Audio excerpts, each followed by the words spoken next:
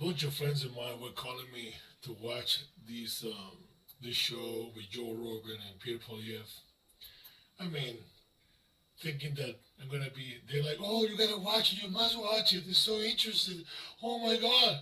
And I'm thinking, what's the big deal? I just don't get it. I just don't get it because, first of all, elections are passed. Now we have to wait like a good training dog for 3 more years. And I don't see the end of the end, I don't see the light at the end of the tunnel because we have to wait 3 years to 2030. Meanwhile, there are policies in place in Canada. They're going to take, momentum and they're going to be implemented from now to 2030.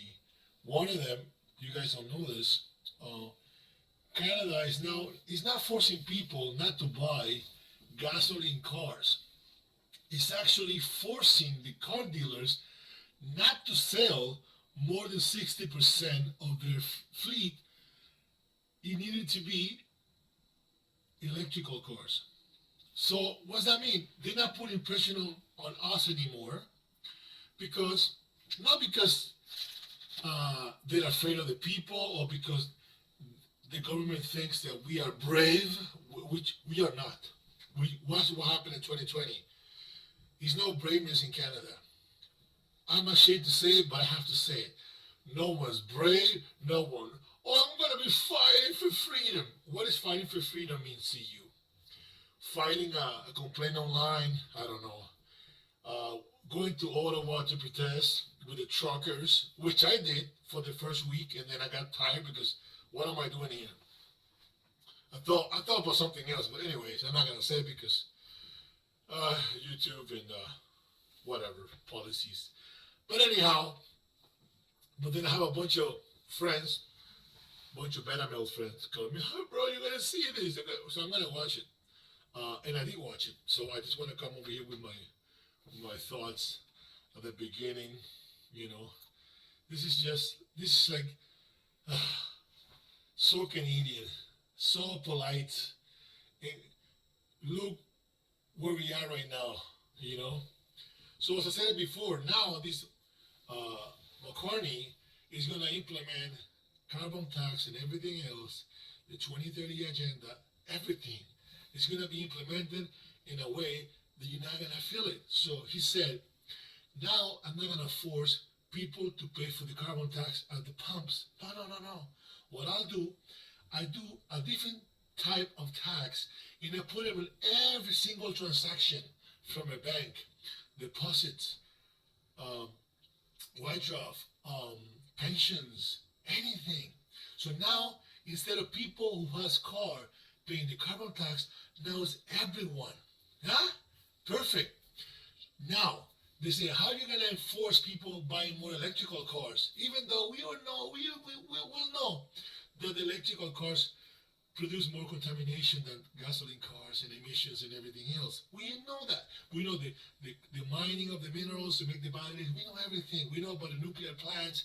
We know about the coal plants. We know about everything. But guess what? The agenda says that everyone needs to have an electrical car. So what's going to happen? Now he said, don't worry, we're not going to force people to buy electrical cars. We're just going to take the car dealers. If you don't sell more than 60% of your fleet of electrical cars from now to 2030, you're going to be fined. You're going to be shut down. So now they're forcing the car dealers to sell 6 cars out of 10 need to be electrical by 2030. And by 2035, it has to be 100%. So that means that they're not going to tell you not to buy gasoline cars. No. They're not going to force you to buy electrical. No. It's not going to be no options. You have to buy whatever is there because that's what we do as a consumers. We want to eat healthy food. But guess what? We're in a rush to go to work. We're working 3 jobs. So we're going to buy whatever's on the way. So it's going to be fast food. It's not they tell us you got to eat it. No, it's just because we don't have no time. The system is being built in such a way you don't have time to think. So I want to watch this thing, tell you my breakdown, but at the beginning it's just him and him kissing each other about history, about kettlebells, that BS. I'm gonna let you be the judge. How are you, sir? Pleasure to meet you. It's great to be here. Thanks for having me. Great to be back My in Texas. pleasure. I'm glad we finally did this. Yes, me too. I wanted to do it the first go around. Yeah, I know. When I got the invitation, we were in the middle of the election, and we just don't leave the country during election campaigns. I get it. And the problem we've had is we can't get you to come to Canada. And so we've actually hatched a full strategy to get you into Canada because we think it's going to do big things for our tourism numbers. So do you mind if I present you with something right out of the gate? Sure. All right. This is from a gunsmith and machinist in Calgary, Alberta. His name is Jay. And he's designed, look at this kettlebell. Guess what the weight is? Sorry to cut you off. It's gonna be just like a 20 minutes about how the kettlebells were invented and the whole history and all BS and kissing you. And he made like a some sort of like a base. If you for the know the thing weight broadly, with the- you will see it with in the everything. UFO. Yeah. So that's here. It's gonna be- Yeah, look, I was big into sports until my mid-teens. Now he said that he was a sport guy. He's a kettlebell freak, and they start kissing each other's butt. But not butt. They just peer, just sucking a little bit. And then he said that the reason why he let me see if I can find I it. grew up with the impression they were getting screwed over. I was big into sports until my mid-teens. I was on the wrestling team. I wasn't great. I was good, but I wasn't great. Then I got a wicked tendonitis in my shoulder, and it ended my athleticism for like 4 years, and that's how I got into politics. I was so bored. I get home from school. I had nothing to do, so I told my mother. Tendonitis got you into politics? Yeah, that's what it was. I just couldn't get rid of it. Like every time I thought I had it beat, I'd go in and I'd train, and it would be full of inflammation. No one could do anything. So he said because he was bored, he told his mom to take him to a conservative meeting or something. That's how he became a bunch of crap. Anyways. About it. And so I was like bored out of my mind ever since.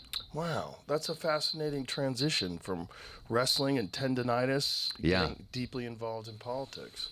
Yeah, I mean, like, you're a sports guy. If you had suffered an injury that took you out of Taekwondo when you were young and you simply couldn't compete at anything, you'd probably be looking for some other adventure.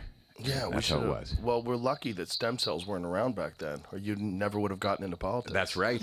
I would have been a wrestler. I don't know if I would have won any awards, but yeah, that was how I got started, and I got very active very quickly. I got my first internship making. It's been happening over the last X amount of years. There's just so many things that concern me. One of the things that really concerns me is this assisted suicide thing. That 1 in 20 deaths in Canada is now assisted suicide. That's insane. Well, listen, my view is that people should have the choice, but the concern we have is the suggestion that it would be offered to kids or offered to people whose only condition is mental illness. Right. So the issue with this is he never contradicted it or opposed it. He just said, well, we should have the power to choose what we want to do with our lives, but people with mental illnesses and depression should not qualify for it. But, I mean, if you leave the door open, the devil's going to come in. So he didn't oppose it, and he didn't I mean, it's such a... These guys is like a liberal conservative. Like he's a mix of both. It's just so soft. Changing your surroundings, your lifestyle. But again, what are the choices, right? So I'll let you know this. Me, I was in favor of Trump because he was better than Kamala and Joe Biden. But now, look at what happened in the war right now. Trump said he's going to stop all the wars, and he actually started a few. He's just going to stop Ukraine or Russia war in one day. It's been more than a year. Now he said, I'm not going to stop any more wars, and he started another one. He left Israel do whatever they want in Gaza and the West Bank. The whole thing is annoying. And now look at Iran. Look at the oil prices, the gas prices. So, they're all the same. But anyway, yeah, of course, if you have to vote today, I will vote for him because I don't want no liberals or NDPs. But at the end of the day, In this program lasted more than 2 hours. He never mentioned about anything about guns in Canada. Nothing. He's just talking about how do I sell Canada? Canada is good. Let me sell. Let's sell. I'm a prime minister in the bullpen. Like, get out of here. Just a bunch of bananas. Just do something Right. to give you some hope and happiness. Like seasonal depression, I know. really? You're gonna end your life, this beautiful life on this planet, for seasonal depression? That's And crazy. that's why we have to do more to give people hope when they're suffering with mental illness. Yes. Give people the sense that they can take back control of their lives. I think we do have to promote fitness more because it gives people, it turns them into a subject that controls their surroundings rather than an object being controlled. It teaches people to that. How are you going to take people into sports in Canada if we're busy working our ass off? So get out of here. We have to give people. How do we give people? Tell me. They even shut down the sport program that we used to pace our kids to get to roll into mixed martial arts and why not. And then we used to have like a small discount in taxes. Now it's zero. So what's the point? Well, how where are the incentives to put my kids into sports? Even ourselves, adults. People don't understand this. If you cannot take care of yourself as an adult, be healthy and happy, your kids are not going to be happy and healthy. It's a chain of reactions. If I'm getting hit back and forth, who's going to get after me? My kids. So if I'm not healthy, I'm not happy, I don't have any money, I'm broke, what are the odds that my kids are going to have a better life? So this guy is just talking nonsense over here. But anyways, again, before you jump against me, I will vote for him. But it's just because he's less bad than the other one, not because he's better. That hardship is temporary and that the aftermath is positive. And we have to reinstill people with a sense of meaning when they're going through hardship, rather than to say that it's all over. And I think our system needs to be geared towards giving people all the best options to live on, rather than just suggesting MAID as the automatic path for the system to impose on people. So one of the things our party is pushing for is to make clear that public servants who are getting phone calls from people who are in need of help for something, they shouldn't be offering that. They should be offering MAID. People can seek it out if they want. But when you're calling up saying I'm poor or I'm struggling or I'm having a mental illness or I've got an injury, we shouldn't have a government worker saying, well, consider MAID. Well, the unfortunate thing is that any organization that gets formed, that means that if he gets into power, MAID is going to be there. But he might suggest the employees to say something different when someone calls and he has a depression or a mental illness issue. I mean, if the employees are going to be the same, who love to enforce their liberal policies, I don't know, unless you change the policies. So how do we change that thing? That problem should be eliminated. Eliminated it. That's it. And just work with the doctors who are dealing with people who are like a terminal illnesses like cancer and so forth that can be cured. And if they want it, they decided it, well, through the doctor they can make something to work. But you have to eliminate that program. Other than that, you're always going to have a person in there who just don't care. And if the policies are that anyone who has the right to choose whatever they want to do with their lives, and the program is available for them, guess what's going to happen? It's all BS. Anyways. wants to grow. And you get Right. financial incentives and of being a leader. It's 2.5 sword lengths apart because they used to literally kill each other in the old English days. But the idea is the opposition is to prosecute the hell out of the government, make the mighty low. The most powerful people in the country are supposed to tremble every time they walk in that place because every mistake they made, every abuse of power, every corruption they might have done can be exposed and in front of all eyes. So our system is really designed to constrain the power of government through what we call parliament. Like, I don't work for government, I work for parliament, and parliament works for the people. We call it the House of Commons because it's the House of the common people. It's green in there because they used to meet in the fields of England. And so I really view the role of our parliament to limit the power of government, to maximize the power of the people, make people bigger, stronger, and more fulfilled by having the government narrowly focus on the things it's supposed to do: roads, military, basic social safety net, borders, police. So basically, he's explaining to Joe Rogan how the Canadian system works. Is they have to aisle, the opposition is the one who held the government accountable, and so we have 9 years of Justin Trudeau, who destroyed the economy, destroyed the country, never balanced the book. He did whatever he wanted it during the pandemic, and even though he got a minority government, this guy says that we're supposed to have this opposition, this royal opposition, to to restrain the government. And what happened in those 9 years? Nothing happens. So that's what I'm saying. He speak real good, but at the end of the day, what he has done during the pandemic, how the opposition ended up restraining the government. They enforced anything they wanted it. You know, the miracle. Remember the miracle? It was enforced. People shut down. So what was the point of the opposition right there? You know, I remember all of them.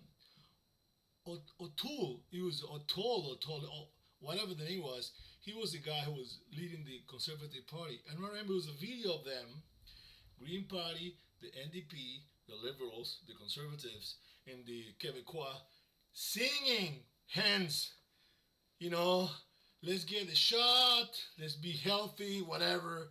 I mean, the whole thing was. So again, do you think he opposed something to the government? You think he's right now opposing to something? No. Everything the government is doing that is within the 2030 agenda is going through, like it or not. And they're not opposed to anything. They just sound. They oppose. They sound. Oh yeah, it's fighting. Yeah. What do you mean it's fighting? It's not doing nothing. You know, the things are going through, and we just have to take it. Etc., but then leave people alone to live their lives. If I were to start a political party from scratch, it would be the mind your own damn business party. You know, just get the government to do its job well. Yeah, right. Do 4 or 5 things really well, and then let people live their lives. Well, that sounds very reasonable. Yeah. Oh, yeah. Yeah, I mean, anybody that doesn't go along with that, anybody that's opposed to that doesn't even make sense. No, look, like I said, the way I grew up and everything I've seen ever since, when I talk to farmers or factory workers, electricians, I find they know just as much or more than the so-called experts I encounter on Parliament. I just wonder, with how many people he thinks he talks, with farmers, with electricians, with plumbers, with regular people. So I'm thinking, how many people he talked to? How many? To be honest, I'm gonna let you know this.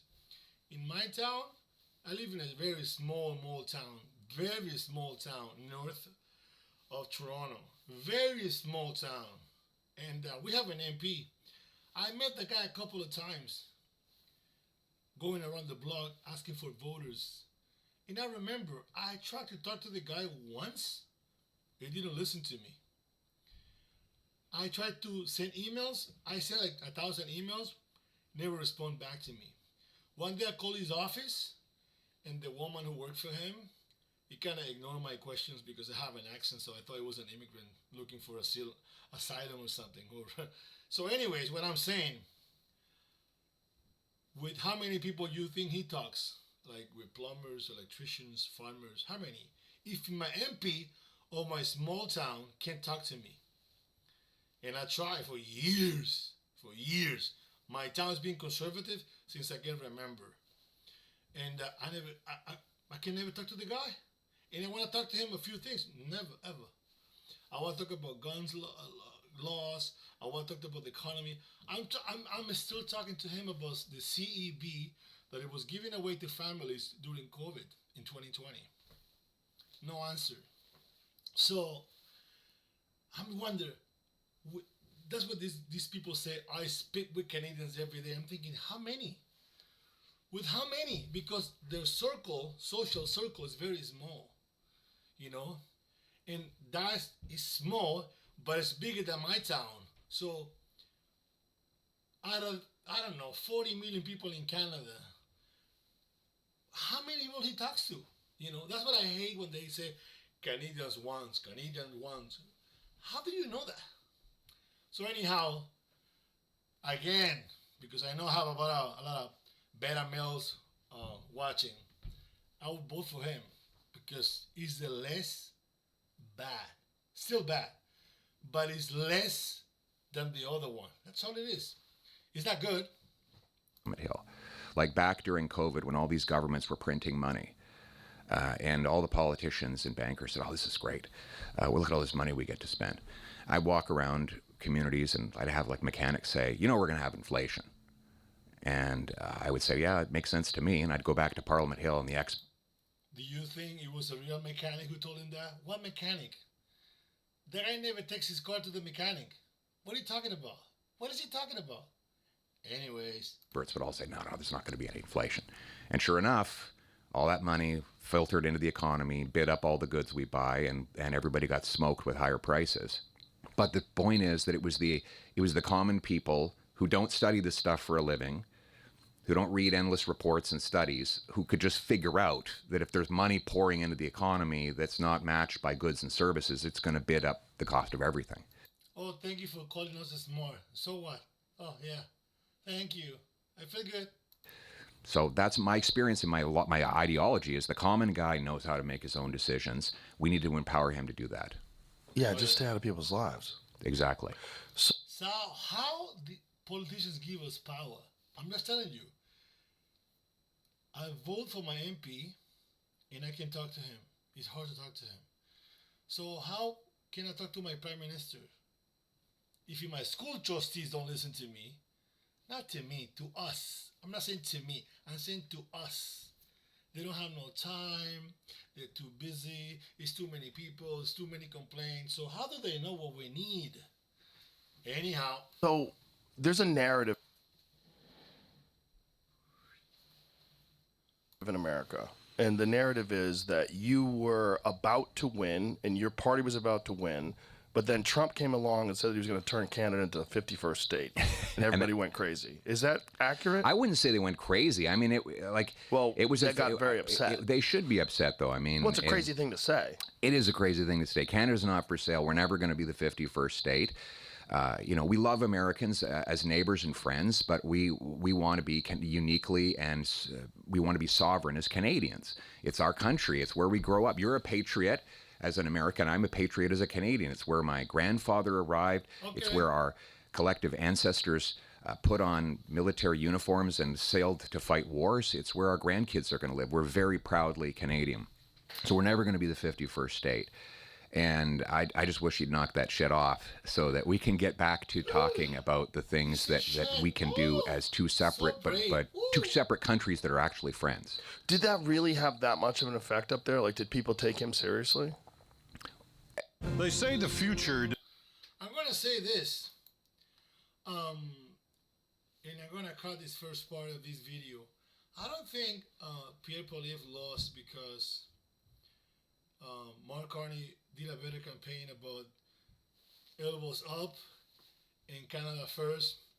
I don't think so. What I think happens just the votes from the NDP went to the Liberal, because I remember Justin Trudeau have like 33% or 37% in the last election, and the NDP had like 20%. You got like a 50 plus percentage. So now the NDP got kicked out from the people, and Liberals took their votes. So I don't think he lost because Trump said this and that. It didn't play a role. If you wanted to vote for him, you would have done it like I did.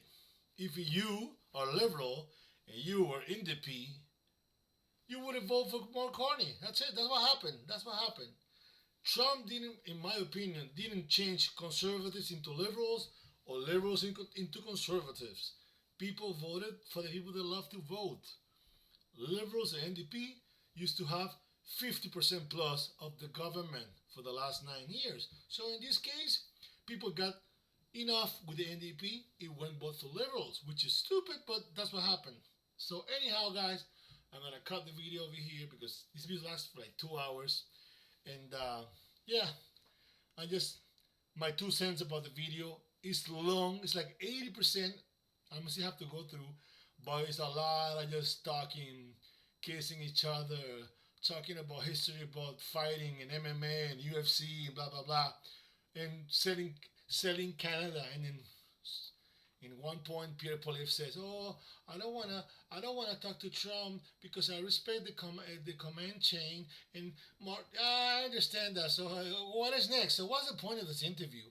And it's funny because I was watching the dates when the Trump interview was done. It was a couple of months before the election, and for that, from the interview of Trump with Joe Rogan to the elections, he got like 15 to 20 million viewers. So I don't think that took votes for anyone. But hey, if it indeed happened, it was 20 millions. So I don't think that was decisive for Trump to win.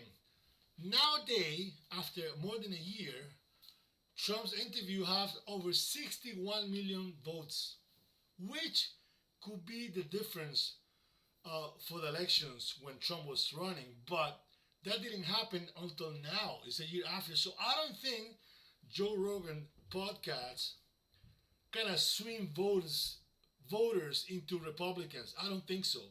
Because I said it again, the interview of Trump was around October and the election was in November. In that time frame, that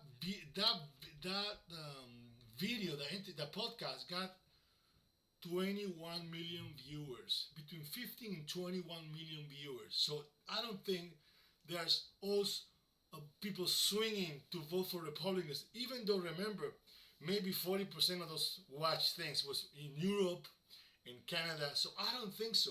Even today, after more than a year, 60 million views on that video with Trump and Joe Rogan, and maybe 50% is people from all over the world. So I don't think that podcast kind of swing voters into Trump. So I don't think that interview with Pierre Poilievre and Joe Rogan back in Canadian's election, back in a couple of years ago, I don't think it couldn't make a difference. I don't think so. Maybe. I don't think so. And he's doing it now. It already had only 2 point something million viewers right now. So I don't think it make a difference, but it was kind of cool. So Americans can understand what we're going through, but this is just just theater. Same with the hearings that they do at the parliament. Oh, we prosecute the government. Nah, those hearings at the parliament are just theater. But anyways, I'm gonna keep on watching it. I'm gonna post the second part. See you guys out there. Stay ready. Right now we have the Iran war going on. Even though Canada doesn't use any oil from the Middle East or refine anything there, but right now the oil is starting at $60. Now it's at $110. It might go to $200. Even if the war stopped today, the barrel of oil will go to 150, 180. Even if the war stops today, which it didn't happen yet. So gasoline prices are going to go through the roof, and food and everything's going to go up. So I told you in many videos before, you got to stay ready. Like it or not, electrical cars, you're going to have a plan B, which is going to be your gasoline car and your electrical car, because who can have a truck right now with these gas prices? Anyway, see you guys out there. Thank you for your support. Canada City Preppers out.